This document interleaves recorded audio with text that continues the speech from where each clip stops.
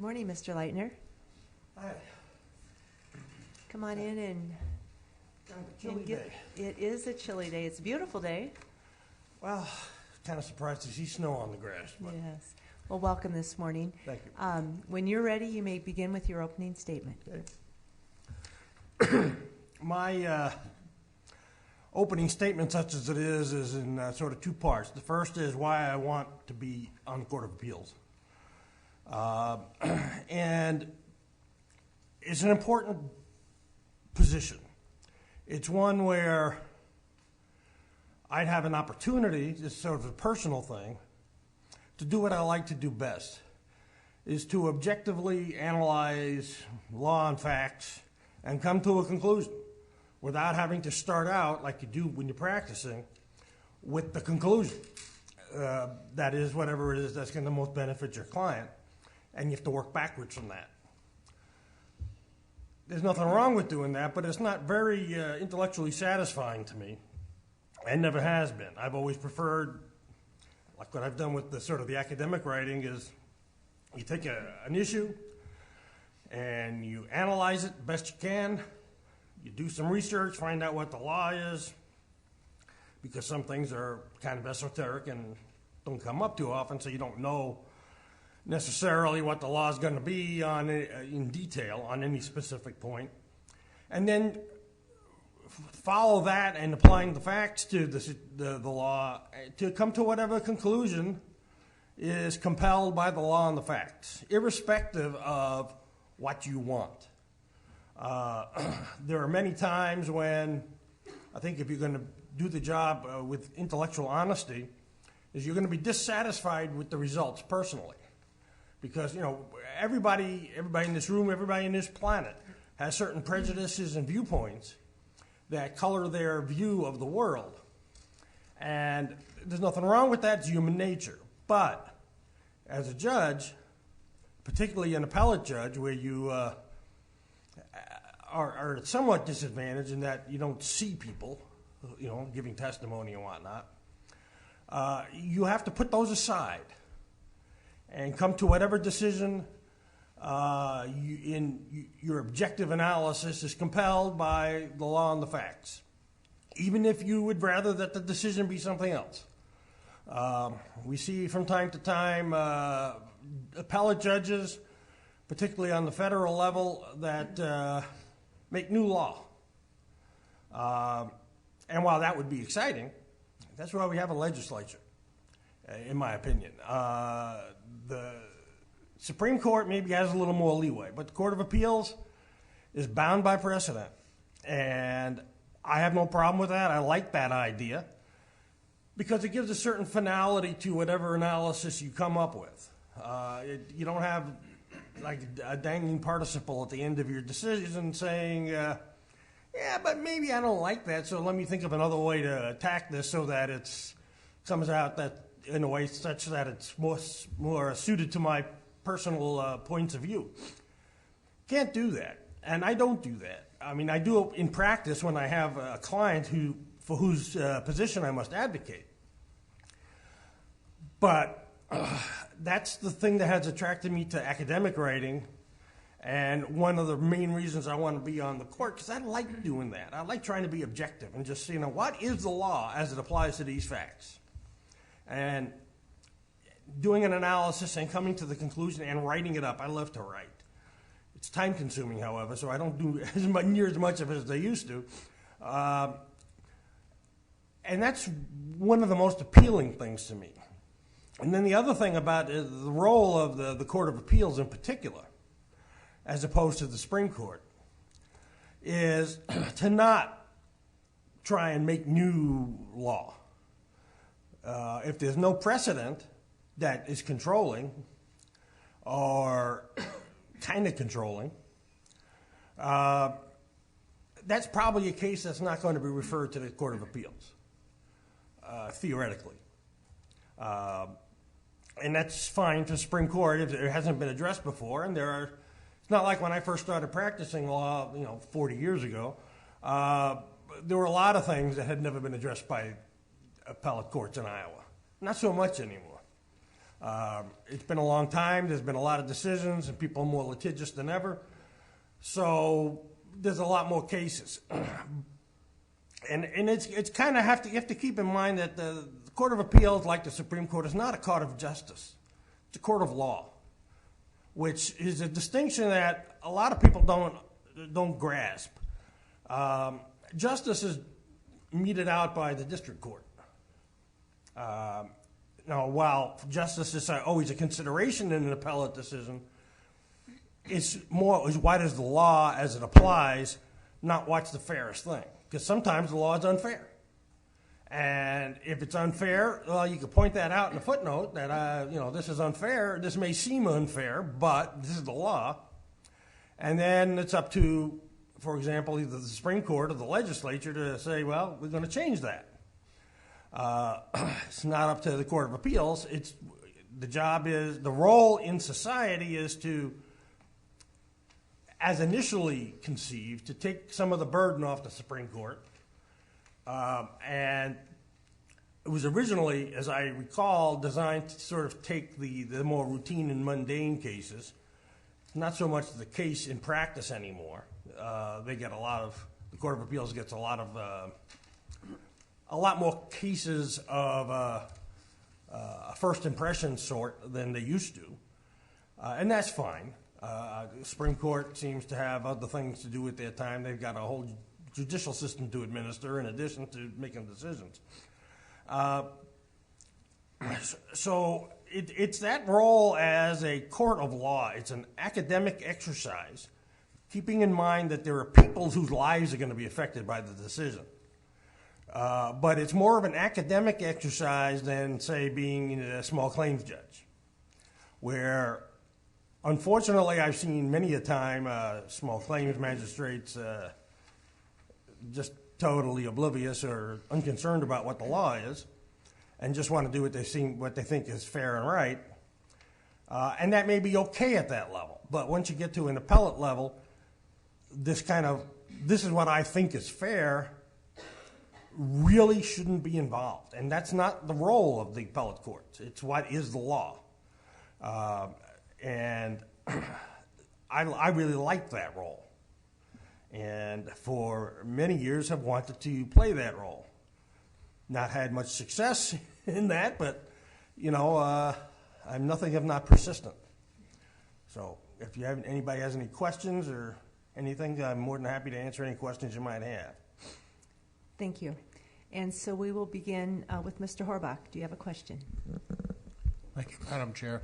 Mr. Leitner, welcome. And when you look at all the applicants as a whole, they're all highly educated, highly qualified. Their experience is vast. So we have to look at the individual. So when we look at you as an individual, could you tell me what quality or skill set or personality trait that you think we should be aware of that might not be on your app? Okay, well, that's fair enough. My personality trait is that seems relevant. We've got a lot of personality traits, some of which we don't like to admit to. My personality trait is I'd like the kind of cloistered intellectual environment where you're reading, researching, analyzing, and I like working in a group from time to time. On a district court level, you're sort of the king. But in the Court of Appeals, you have a panel, and you have to discuss things. When I was teaching at the University of Phoenix, it's a business school, so we were teaching everything. Everybody had to work in a group about everything. We kept shifting the groups around in the class because that's the way the world works as a practical matter. Very few things you can do just because on your own ipsy dixit. You can't just make up your mind and say that's the way it is. In Court of Appeals, it's typically 3-judge panel, and you have to discuss it. And you may be in a minority, 1-2 on how you want it to come down. You talk to the other judges, and they either do or don't convince you. You don't see a lot of dissenting opinions in the Court of Appeals. I suppose to some extent that may be a function of time. But I like working in a small group. If I wanted to work in a real big group, I would run for office, but I don't have the personality for that, or the interest in being rejected that much. It takes certain personality to be a politician, and I don't have it. I know I don't have it. I don't want it. Those people are fine, but it's not me. But those are my personality traits that I think apply. It's not like it's a completely different skill set than you have being on district court, being a district court judge. Some people have both. Some people are great at one and terrible at the other, and vice versa. And some people aren't good at anything. But I don't think any of the applicants fit in that category at all. Not that I know them all, but I've seen the list, and they all looked,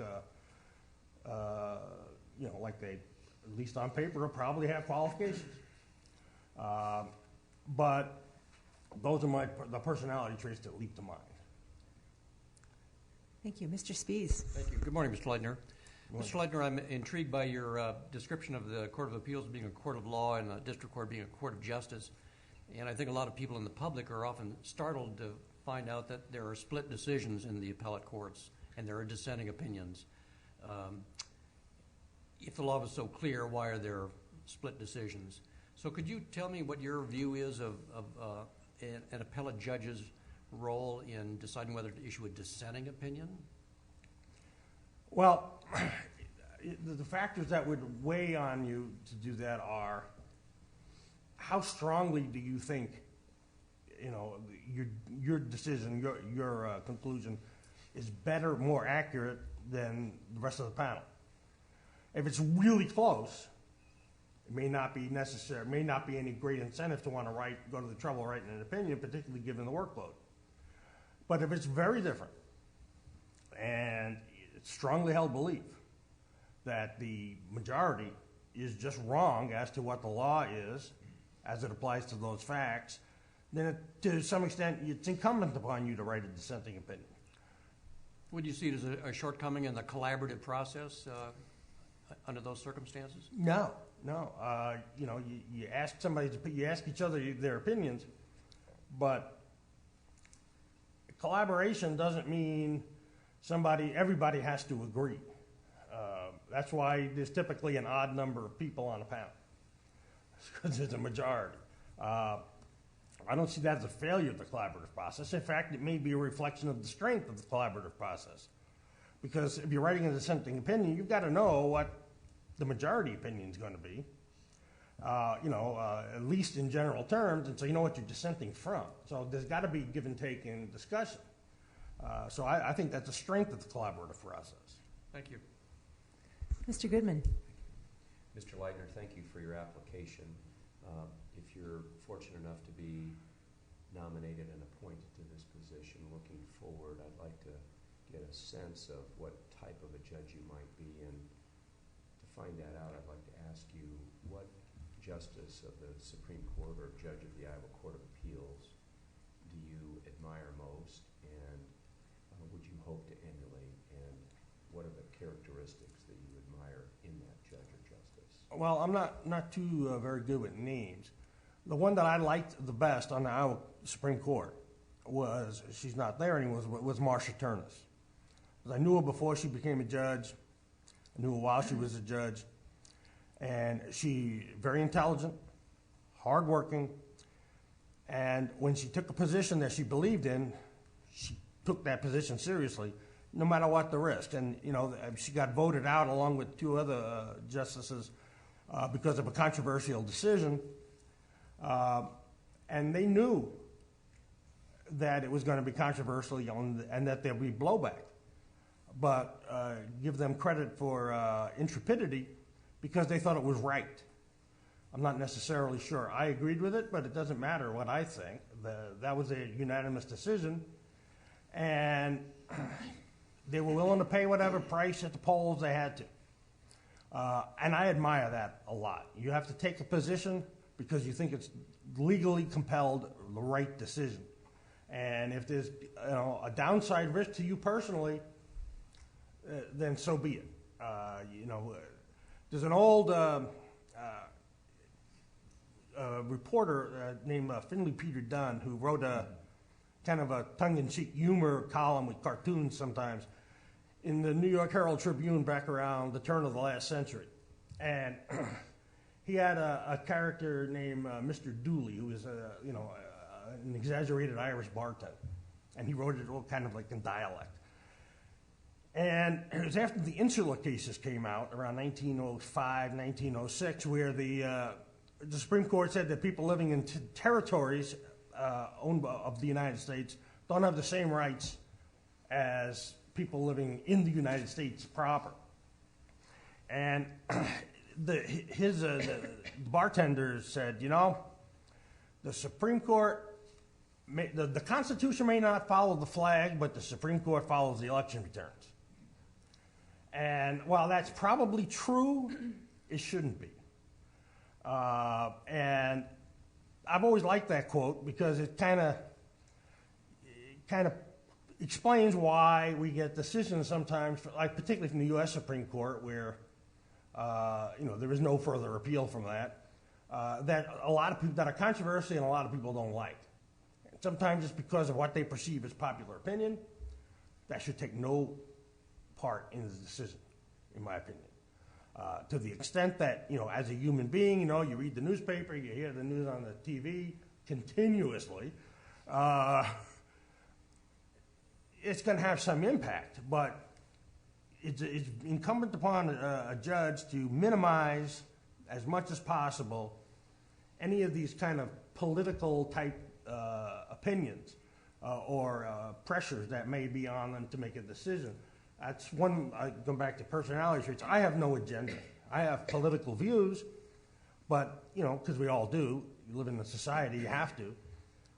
But they're not who I am. In other words, popular opinion, politics, only really affects me when I go into the voting booth. And I haven't missed a vote ever that I can recall, but that's it. That's the only time I do anything political. I mean, I went to a couple of caucuses, and those are interesting experiences, but that's really not all that political. It's more of a social event, at least in my experience. Thank you, Mr. Leitner. Mrs. Sinclair. No questions. Okay. Mr. Bevel. Sir, you used the term today, intellectual honesty. What do you mean by that? Well, it's straightforwardness, forthrightness. It's an ethical kind of thing, really, in my mind. You have to do everything possible as a judge to filter out any of your own prejudices. And like I said, we all have prejudices. It's inevitable. We're human. And just go with as much as possible with what the law and the facts are in a particular case. Because you have to remember that the Court of Appeals is not a policy-making body like the legislature is or the governor's office. It's an interpretive body. So you have to be very straightforward with yourself as well as in your opinion as to what you're looking at, what your analysis is, and if there's a flaw in it, hopefully in the collaborative process that gets revealed, but you have to analyze your decision before it's released to see if it really is honest. Just straightforward, no politics, no personal views inserted. It's almost impossible to be that 100%. But there are many times when you see a decision and you think, this is what we used to call a result-oriented decision, where the court starts with a decision and then works backwards. That is intellectually dishonest to me, because your job is not to do that. That's what the lawyers are for. Your job is to take the input and come to the conclusion required by the law and the facts, even if you don't like it. And not everybody can do that. Thank you. Ms. Stanger, we have time for one quick question. Quick Going to question. pass on my Okay. opportunity. Ms. Pearson. Thank you for being with us today. You served as an assistant county attorney. How do you feel your experience gained there helps prepare you now to serve on the appeals court? Well, that was my first job at a law school. And unfortunately, I was kind of cut loose by the 6 county attorneys I worked for, and they said, yeah, go do this. So I had to learn the hard way how things worked. And because they don't really teach you that in law school. I mean, law school is great for helping you with hone your analytical skills, but it doesn't teach you anything real practical. So I learned how to just kind of sit back and say, well, what is it that's supposed to happen? And because there was nobody really to talk to, the county attorneys, small towns were part-time. They didn't want to spend any more time county attorneying than they had to, for the most part. And the experience I had is a lot of trial work and a fair amount of appeals for a county attorney to the Supreme Court.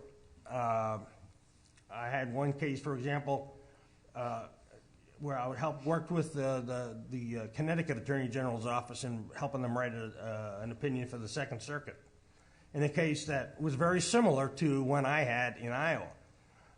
Dealt with, at the time, child support was dischargeable in bankruptcy, delinquent, to the extent it had been assigned to another body, to the state. And in order to get ADC money, aid dependent children, you had to assign any delinquent child support to the state. And my position was that violated the 11th Amendment, which says that you can't sue a state in federal court without the state's permission. And that was the same position being taken in Connecticut in the Second Circuit. They lost.